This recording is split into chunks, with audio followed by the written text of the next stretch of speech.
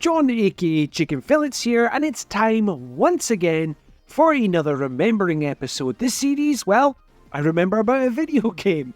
Now with this series, I do this in a one-shot, one-take format, so if there's spoilers, if there's mistakes, well, yeah, you've been warned.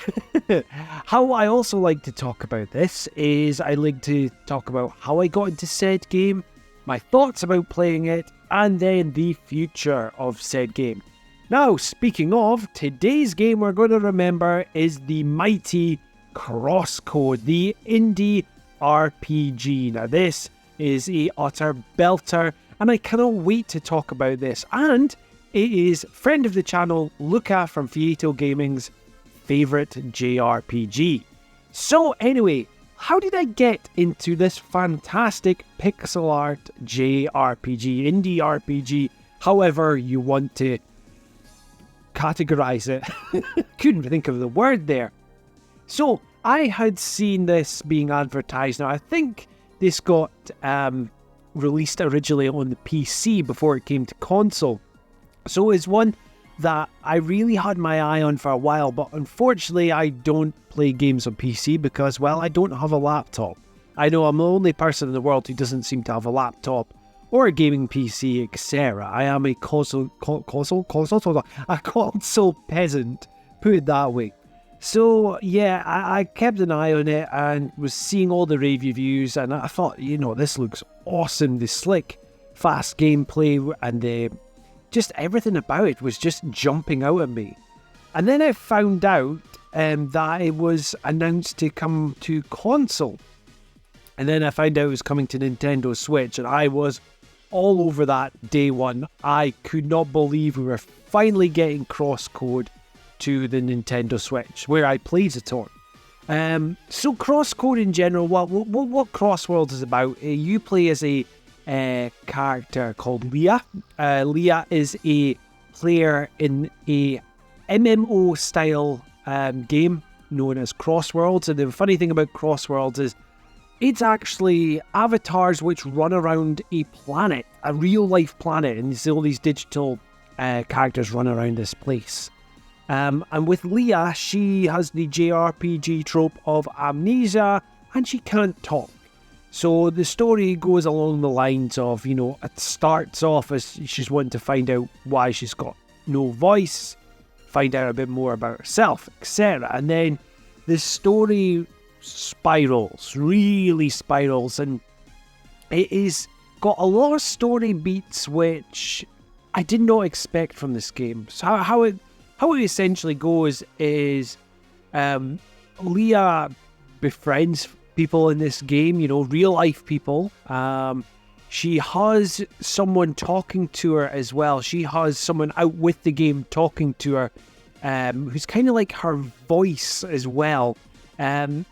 And just like you see the progression, it's like kind of like Sword Art Online. You see the progression of the character going through this MMO, but discovering the truth about the MMO, why she's silent, and then it leads into like kind of a murder mystery sort of idea, and like she goes into an area where she kind of breaks the game sort of idea. It's like places where, you know, band players go to, etc. It's really, really well done. And like the characterization of Leah, she can't say much words at all, but when you see like the portraits of her, when she's talking, there's portraits of her in the corner of the screen, and it shows her emotions, and like the way that they portray her emotions and the facial animations is just fantastic. The combat itself, now I mentioned at the beginning, you know, it's slick, it's fast-paced, you know, generic chicken fillets description of action JRPGs. Yes, I know. But this, I mean, honestly, it's an action JRPG through and through. She uses like kind of severe bullets, so kind of like you get close combat sections, but then you can turn it into like a bullet hell sort of idea, where she's just chucking these severe bullets all around the place. It's so good. And you use these in puzzles as well, because a lot of the dungeons in this game has puzzles which you use your weapons to you know, for example, you fire your bullet and you have to move certain objects, so this bullet will go from one point in the map to the other, which will open a door, you know, and the actual puzzles itself, you know, could get frustrating at times, I won't lie, but it really made you go, right, let's try that again, let's try it again, you know. It wasn't a case of I got frustrated and chucked the switch at the floor or the wall, you know. I would have been a bit surprised. The characters as well, like, they're all got brilliant personalities. Like, what's that? One of the first people they befriended it, she's a French player. And, like, having all the little French words pop into the chats, etc.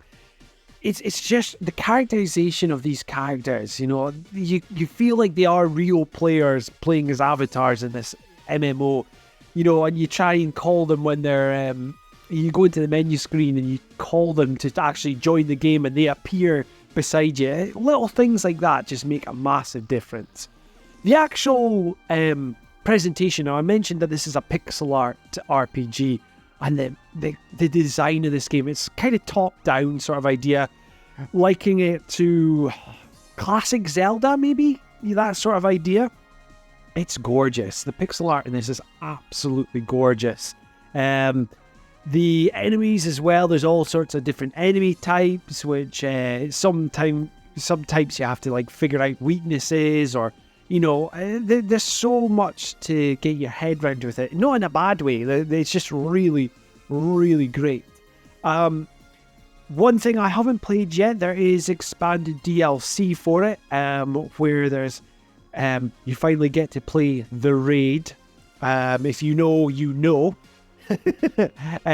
There also is different skins for Leah. So there's like a ninja costume, and there's also man Leah. So they've swapped her out for a man, which looks like an Arnold Schwarzenegger wearing her costume. It looks amazing. I'm yet to play the DLC. It is on my wish list. I keep on waiting for prices to drop down, but I will have to bite the bullet because it's just so much fun.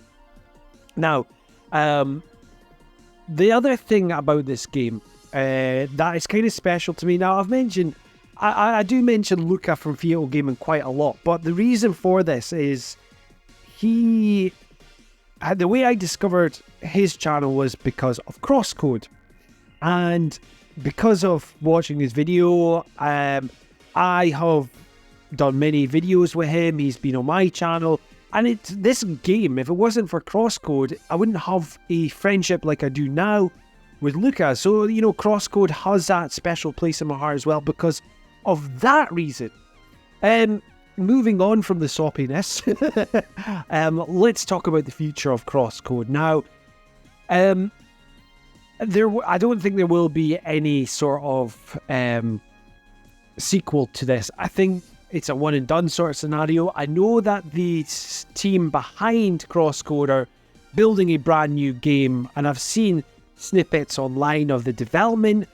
It looks similar to Crosscode with the design style, but we'll just have to wait and see. I would love to see a Crosscode 2.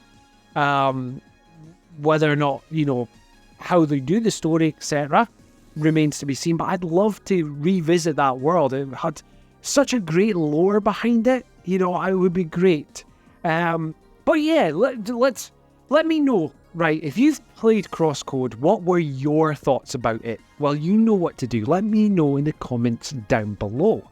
Now, so yeah, let's call it a day on this now because I'm just starting to ramble on. So what were your thoughts about this today? Well, let me know in the comments down below. Now, if you like what you're hearing and seeing on the channel and want to help me grow this channel even further, well, please like, share and subscribe. And if you want to be kept up to date with everything Chicken Fillets, well, hit that notification bell. This has been John, aka Chicken Fillets, and until next time, tatty bye.